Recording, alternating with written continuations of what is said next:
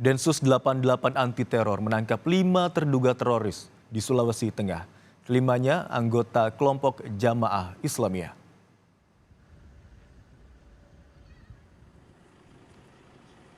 Kelima anggota Jemaah Islamiyah ditangkap di Kota Palu dan Kabupaten Sigi, Sulawesi Tengah pada Kamis lalu.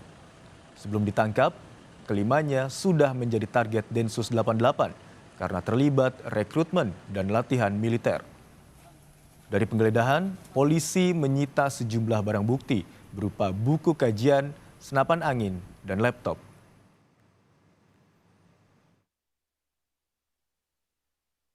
Di mana dalam pelaksanaan penggeledahan maupun penangkapan tersebut telah diamankan 5 orang diduga merupakan teroris yang masuk di dalam kelompok jaringan Jamaah Islamiyah.